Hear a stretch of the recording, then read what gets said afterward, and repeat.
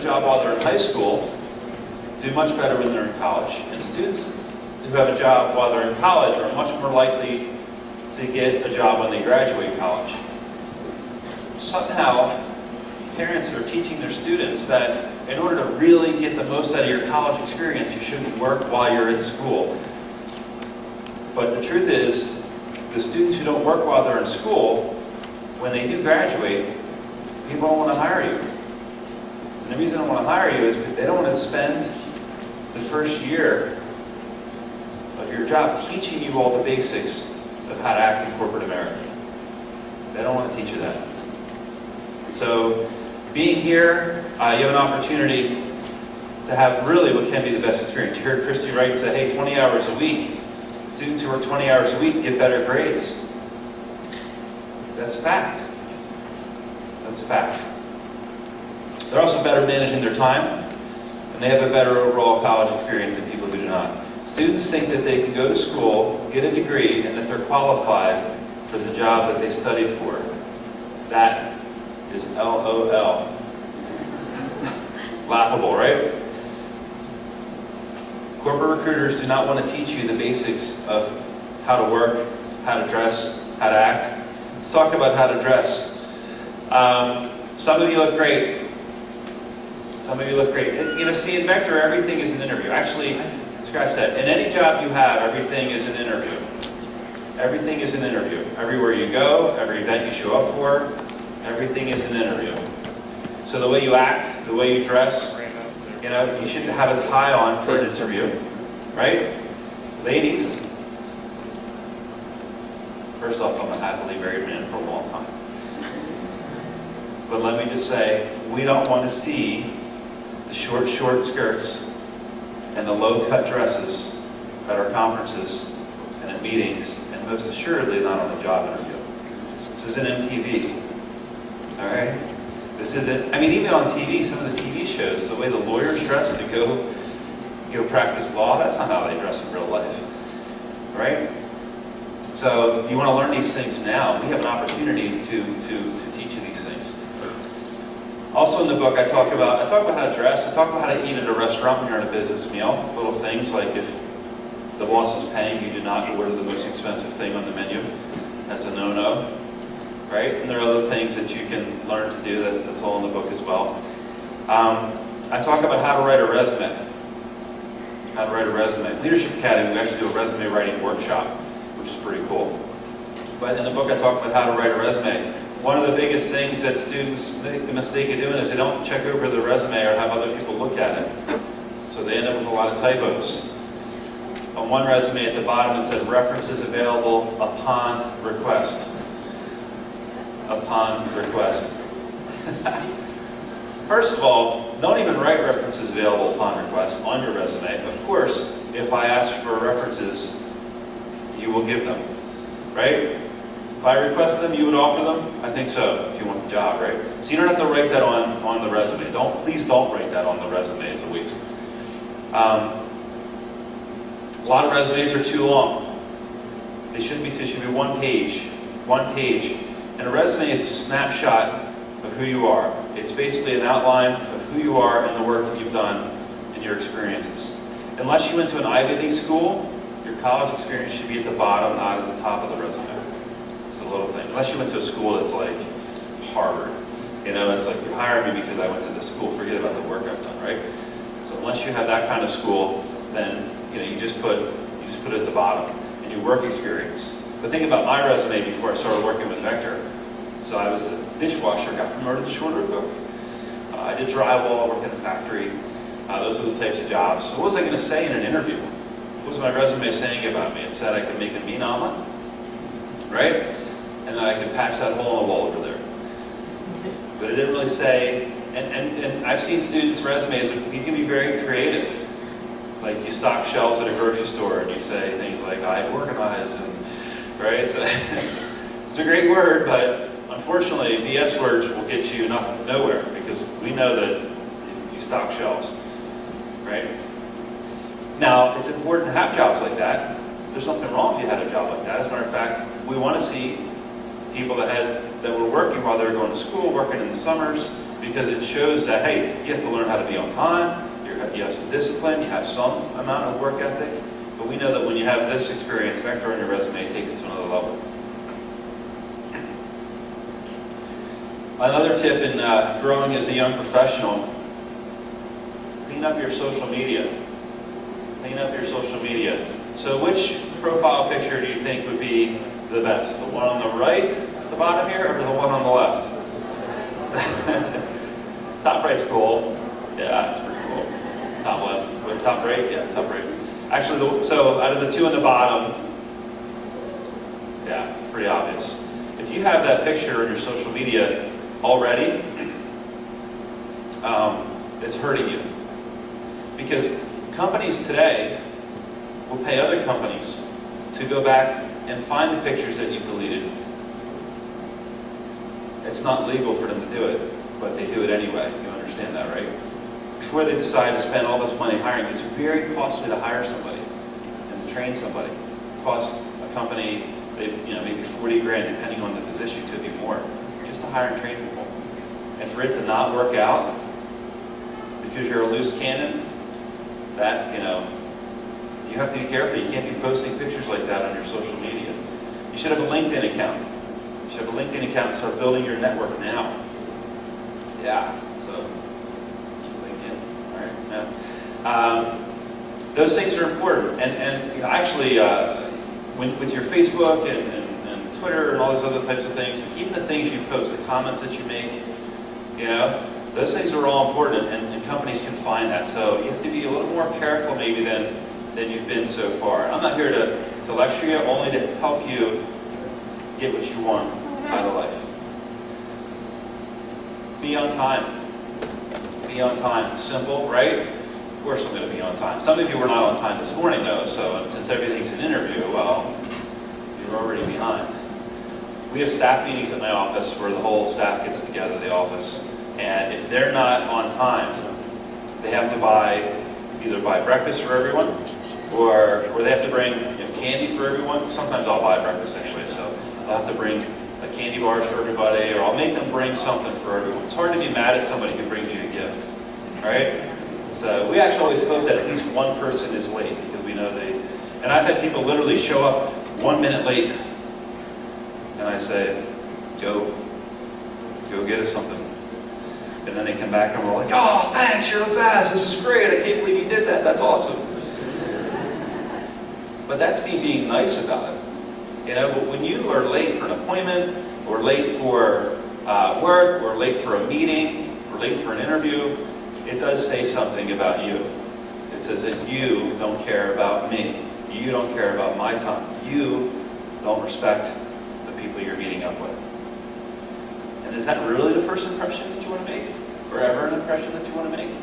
So these are things that sometimes people just don't think about, right? These are things so these are little tips that people don't think about. By the way, the book goes on and on about really how to maximize your experience and what you can do now to make the most out of your first real job. And when somebody buys the book, let's see if I have a picture of the book here. There it is. When somebody buys the book, no shorts, flip-flops, or sunglasses, how to make the most of your first real job. The proceeds go to benefit a charity called Children's Dyslexia Centers. Yeah, pretty cool. My wife and I thought, what better way to help kids read than to give money to help kids read through the sales of a book, right? So my daughter has dyslexia, and one of the things that we teach her, so she has trouble reading, so she's been in summer school to help her reading, and she's about to start a special program through the Children's Dyslexia Centers. It's a free program, but it does cost $5,000 to get one kid tutored for 1 year, and they need a couple years of this tutoring in order to kind of catch up, and they can get caught up, and they can live a great life and so on and so forth. But we are teaching her that, she has this gift, the gift of dyslexia. It's a great documentary too, by the way, it's called The Gift of Dyslexia. Many famous people have it, Richard Branson and so on and so forth. But the gift is that there are some benefits. Like people with dyslexia are really good at making connections with people. So she'll make a connection, or she'll be able to like kind of understand what somebody's saying. And she's obviously like, so we're teaching her, oh, you just made that connection. It's great. Now she's saying, Scott, I made that connection. That's my dyslexia. You know? But so many kids go through life not realizing they have dyslexia. They think they're stupid. They drop out of school. It's the number one reason why people drop out of school is they have some learning disability that was never diagnosed, never picked up, and they never got the help they need. So if we can take some of our hard-earned money and help kids when they're young, boy, they can have a fantastic life if they just understand how to use the abilities they do have. Okay? I think I'm a little bit dyslexic too. I have real trouble with left and right, east and west. I screw that up all the time. One time I went east on the highway instead of west. I was driving, my dad was with me. My dad's a very impatient person. And of course I kind of understand. I was in central Pennsylvania. If you go east instead of west on the turnpike in central Pennsylvania, you're going 40 minutes out of your way. Because it's 20 miles to the next exit. So I could understand he was a little upset. But that's that dyslexia, you know. I think so. I don't know.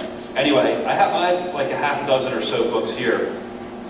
They're $12.95, I forget the price of my book. $12.95 on my website, champthink.com, and we're running free shipping. It says through July, but it'll be through August as well. If you want to help out a great charity. I do about half a dozen here. You know, when I come to events like this, I only sell them for $10, so you get a little discount. So obviously, if you want one, just see me afterwards. Do you have a plan for growth? I'm going to bring up a couple of helpers in just a second here.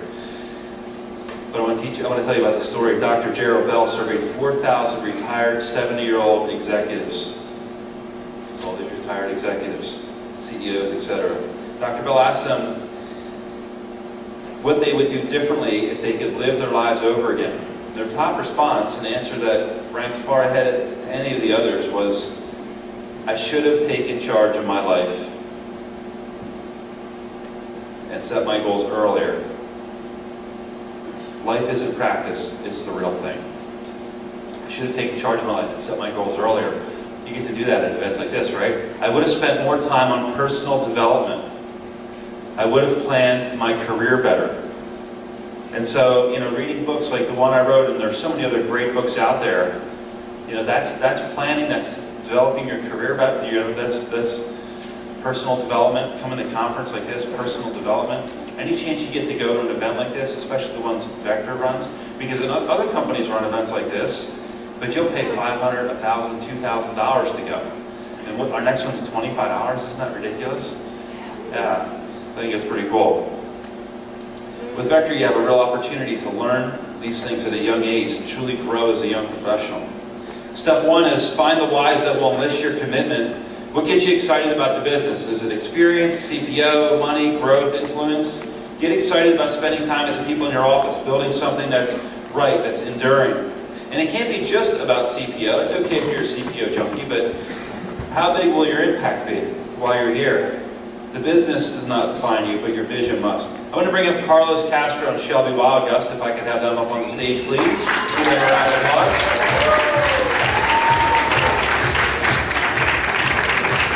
Help me with this concept of developing you or helping you develop yourself as a young professional. Carlos ran a branch last summer in New York. He's in New Jersey in the core division. Over $180,000 in sales. He sold $31,000 for this push period. Let's give him a round of applause, Carlos Castro.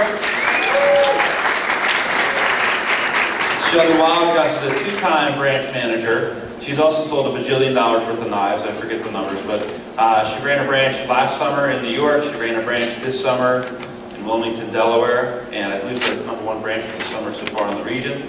And what was your sales report for the push? What was your personal sales report? It's over $22,000. So her office sold over 50. She sold $22,000 of it. Oh, great, thank you. I forgot you don't have microphones. Microphone hog. So $22,000. So you know, and 30,000. So it'd be like $11,000, $15,000 in the past couple weeks. So I'm excited for you to have them on stage with me here to answer a few questions. The first question I have for you is how has Leadership Academy helped you grow as a young professional? So you've both been in Leadership Academy. How did that help you grow as a young professional? Well, I always knew that I was different from my peers in terms of doing this job in general. Selling knives is not a typical job for like a 20-year-old girl. So for me, going to Leadership Academy was kind of expanding my potential because I'd already kind of seen what I could do with the business. So for me, Leadership Academy was just becoming that next step of being a young professional. And right now in our generation, there are so many kids that choose to just stay on Facebook the entire time and do mediocre things with their life because they feel like they're entitled to things. But everyone in this room right now, you guys are here by choice, and so to choose to go into Leadership Academy is to choose to be better than who you are right now. And for me, going to Leadership Academy, it was just the choice to see what I was capable of, and then throughout Leadership Academy, I learned so many different things about managing not only my time, but also learning how to manage other people as well. And that's such a valuable skill set that people, John's age don't even know. And at 20 years old, I'm able to say that I have managed a team, and that's because of what I learned in Leadership Academy.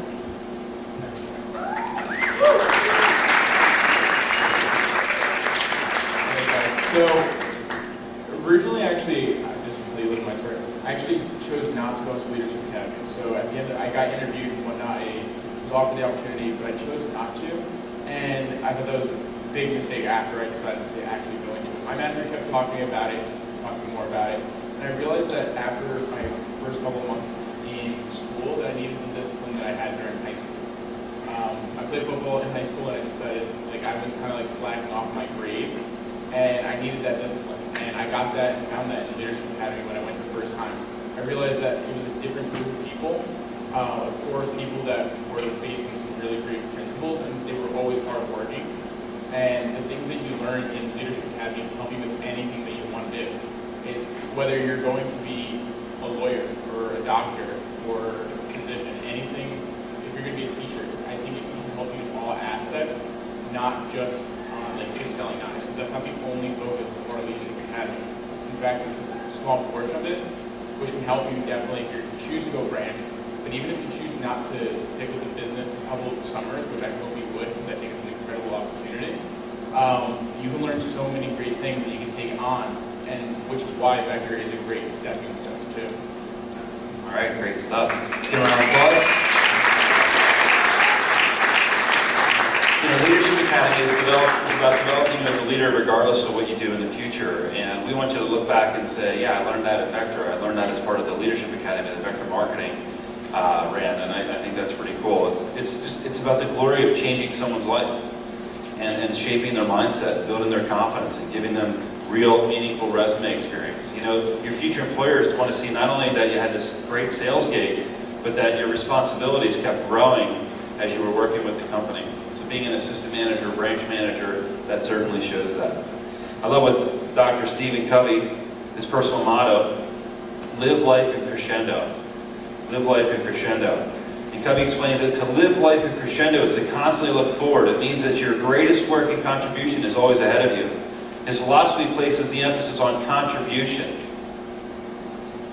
While achievement has a beginning and an end, contribution is ongoing and enduring. It says if you focus on contribution and not on achievement, you will achieve more than your wildest dreams. I love that. My second question, how do you balance, so there's a lot going on. You've got school, exams, family, friends, selling, Leadership Academy, all these things. How do you balance the decision to choose growth versus the decision to be like you said, all the other students who spend more time on Facebook than maybe some other things that they could be doing? Well, I just looked at Leadership Academy as something really fun to do. Because the cool thing about joining Leadership Academy is, right now you might be in this room and you might know the person to the left of you, the person to the right of you, and that's great. And I remember back at my first conference, my first SC2, I was hanging out with Stacy Barton, and Stacy in the room? I don't think so. I was hanging out with Stacy, and she knew everybody. Everybody was coming up to Stacy and saying hi. And I was like, I want that. I want to have friends like that in the business.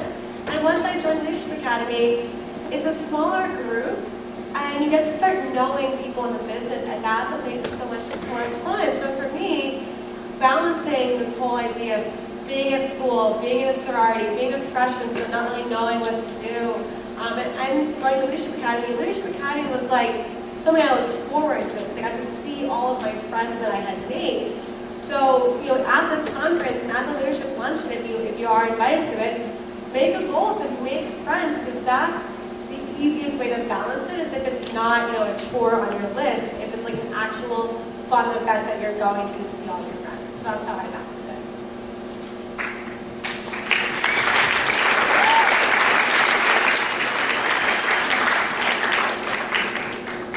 I like what Shelby was talking about, the fact that make it something that you guys definitely want to do, don't make it an obligation. Make it an obligation and something you have to do. It's kind of like chores, you don't want to really do that. I think that it's important to think about, you're going to have all your friends, it's going to be hard to balance the different things, absolutely. Like Shelby, she's involved with sorority, I'm involved with the American Cancer Society at Loyola, I was a part of the exec board for that, SGA, also came back for different preps and whatnot. But it's definitely an opportunity for growth and things you can learn outside of just a classroom setting. It's interactive. And something I really think about all the time is do now what others won't, so later on you can do others can't. Because all of your friends are going to be probably sleeping in on that Saturday, and you're just going to give up maybe one Saturday a month to come back for preps and whatnot, and for just great growth too, while all of your friends are sleeping. So you're going to get just that one little extra boost that can help you for tenfold. I really truly believe that. Because then when you go branch or become an assistant manager, you'll learn so much more. You'll have so many more opportunities to say, this is what I did differently than all of my friends. Awesome. Let's give a round of applause.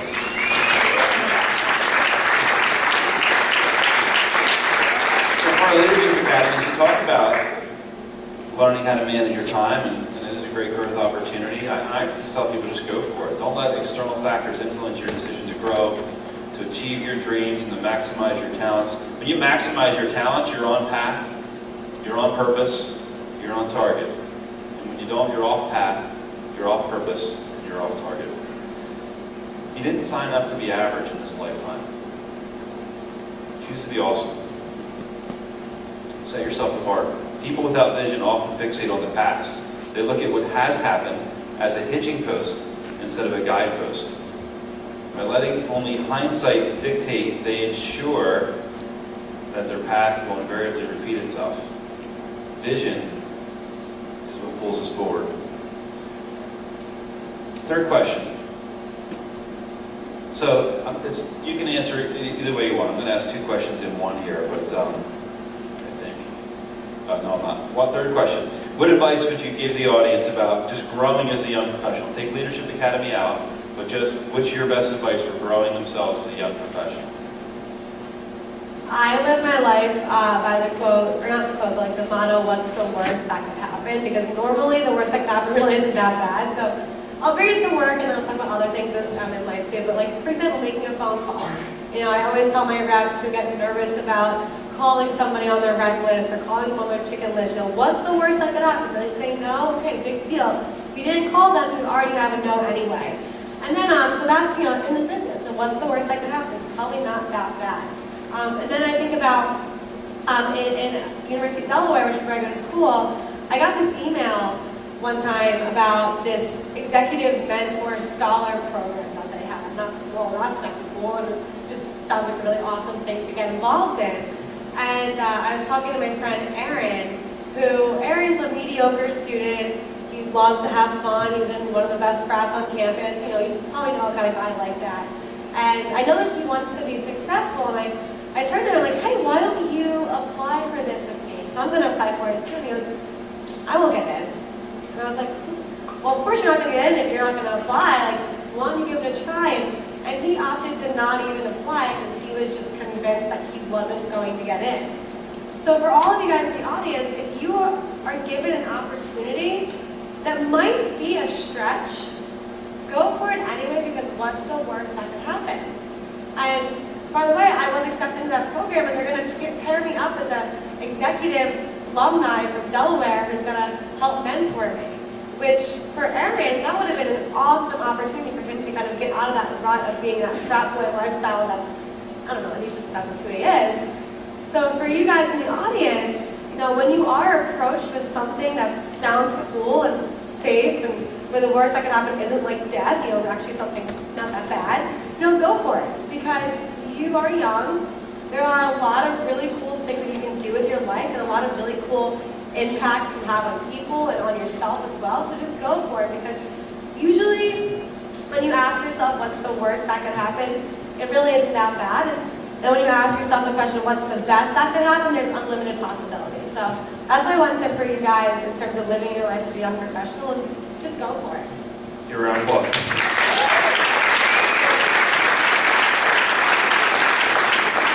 It'd be pretty hard to follow up with.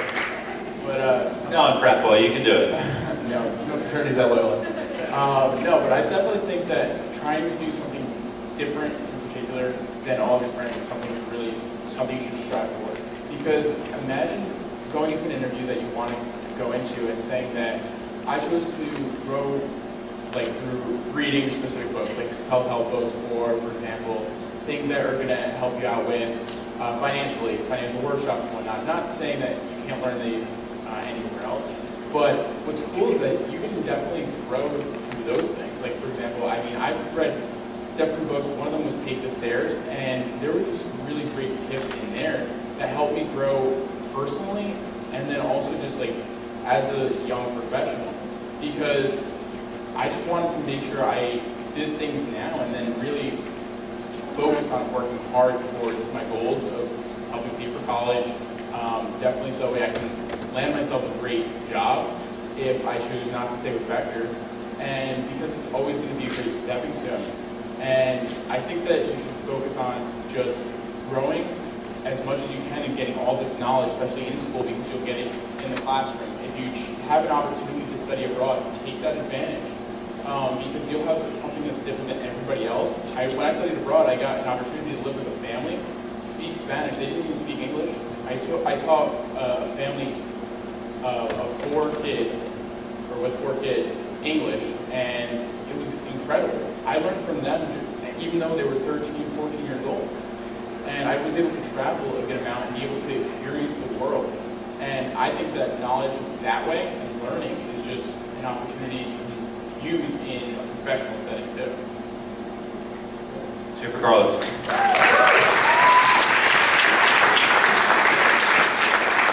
I have one more thing I wanted to say. So I've gone branch, and one of the things that going through branch and going to Leadership Academy has taught me is gratitude and being really grateful for the opportunities that you have been given.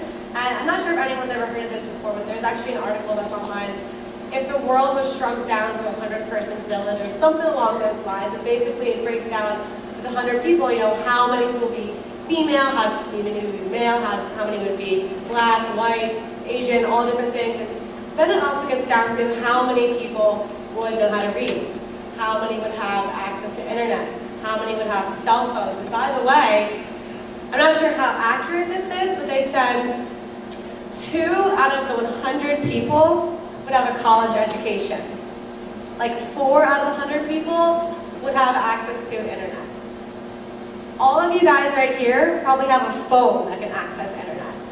So I'm not sure if you realize how absolutely lucky you are just to have been born in the United States. So express gratitude to the opportunities that you have ahead of you and take that, because there are people all over the world that would kill to be in this seat right here. So express gratitude. Be thankful for what you have been given and run with it. Because it's not like you can take your life and give it to somebody else. So take what you have and what you are given and what you can get and run with it. So that's just my one last little tidbit. All right, great.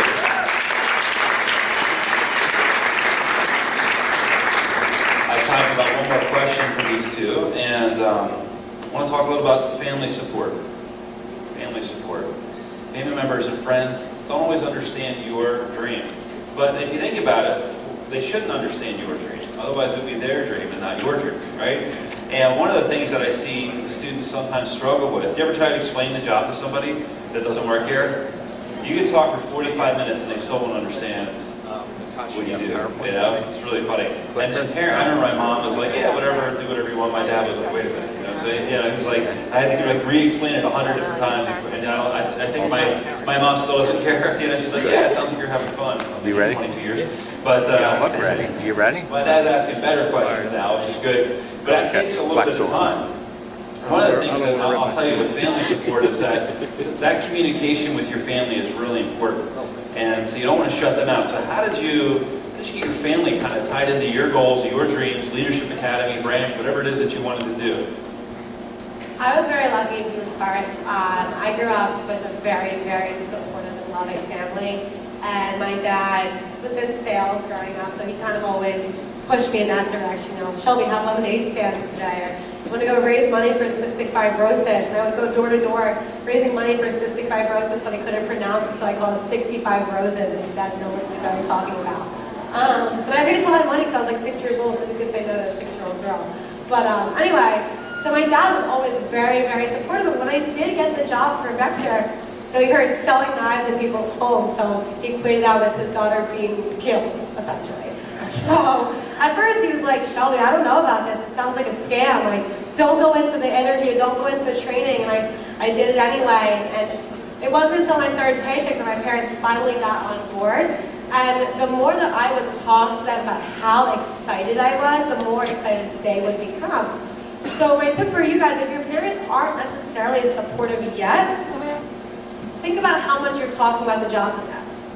Now, are you talking about your no sales with them, or are you talking about those awesome customers that you met?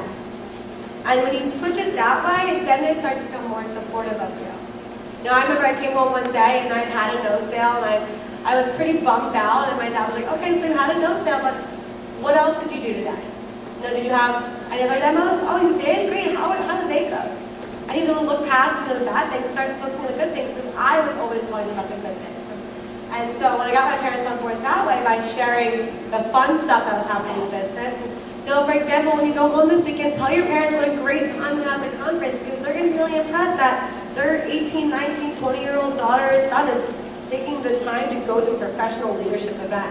And we start getting them on board that way, you'll have a lot more support.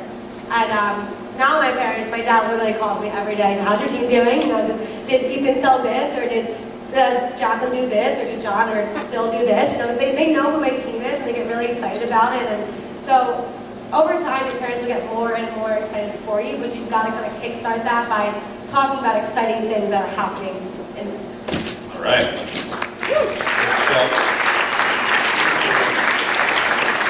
So, in the beginning, when I first started, my friends were not on board. They were like, what are you going to be doing? My one friend, his family had Cutco, so he's like, you don't use Cutco every single time you come to my house. And I was shocked because I'd never heard of Cutco before that. What's cool is that he still was always making fun of me. His little brothers, too, they would keep doing it. His little brothers would come on demos with me because they knew all the friends that I would do demos with. They were very supportive that way. But they would still make fun of me. What's interesting is that even now, at this point, after you talk to them about how you're doing, about what you've learned, and yeah, they'll still maybe make fun of you, but it's all in good fun. They really want to be that supportive friend for you and whatnot. One of my friends actually, he helped me roll an order while I was driving up to the conference yesterday, and he was the first person to always make fun of me. His family also was the first one to buy a homemaker from me. So what's cool is that he has, in the beginning, was a little bit weary about the job, but he got super excited and he's always helped me. He would text me, have you hit 30K yet? Have you hit 30K yet? Have you hit 30K yet? One of my friends last summer, Adam, or 2 summers ago, Adam, he would literally say, I'm not hanging out with you until you hit your goal for FC2. That was his commitment to me. He wanted to be an influential part of my push, and that's how he was going to do it. He knew that if I focused on other things, like hung out with him in the evenings or worked out with him, he would work out with me a little bit earlier in the mornings and wake up a little bit earlier just to come with me to the gym, so that way I didn't have to waste time during the day during the push. And other friends they would text me. One of my friends actually reached out to me and was like, I want to help you get to your goal for this push. I put it up on Facebook. He called me, he's like, I know it's not a lot, but but I saw a fisherman's solution that one of my friends did a demo for my parents. My dad would really love it, and is there anything we can do with it? And I was like, yeah. I ordered it for him, and I'm going to give him a portion of my commission for it, just as part of the discount. And what was great is that he was like, I can't do a lot. And he's actually interning, and he's not actually getting any money for his internship, but he still was able to do it. And he wanted to be supportive that way. So tie your friends into your goals, because they're going to want to help you. And your family, same exact thing. Constantly talk about it. They're not going to get mad at you for doing something that you love if you're excited about it, because it's going to make them excited about it too, for you hitting your goals, and they'll be excited. Super, Carlos, great answer. Couple of final thoughts. So they were talking about tying their friends and family into their goals. And so how do you do that? So my response is, Shelby mentioned, how are you talking about the job? If you're talking about every bad, negative thing that happens, you're going to hear a lot of, why don't you quit that job? Whether it's your friends, whether it's your parents, but if you're talking about the positive things that happen, what you're learning, how you're growing, think about it this way. Who would you rather be around? I understand that misery loves company, but really think about it. Would you rather be around somebody that was positive, upbeat, excited about what they're doing, excited about the future, trying to achieve goals? Or would you rather be around somebody who's miserable, whiny, complaining? Who would you rather be around? Well, so would everyone else. So would everyone else, right? Your family, your parents. They've been hearing you complain about stuff your entire lives. It's time to start getting excited about something. And I promise you, people will tie into what you're doing when you're excited. But here's the other thing you can do. All right? So instead of trying to re-explain your dream to mom for the umpteenth time and have her not get it, try this. Mom, I told you some things that I'm excited about. What are some of your goals? Have you ever even asked your parents what their goals are? Your boyfriend? Your girlfriend? Hey, I've told you about something I've stumbled into that I think really could be my calling. Do you have anything like that in your life that I can help you with? It's awkward to ask those questions because people just don't normally ask those questions of others. But when you start asking other people about their dreams and offering support, guess what happens? They start supporting your dreams. They start supporting your dreams. So that's what you've got to do. That's my advice. Tell people what you're up to. When you declare it and share it, you're accountable and helpable. So what's it going to take to grow as leaders, believers, innovators? What's it going to take to grow as young professionals? The answer is incredible. It's going to take all of us being your secret self. You know, your secret self, that person inside you know is in there, that you've just been holding on to, it's time to let that person out. You are in the perfect position to get there from here. You've been awesome. Thank you.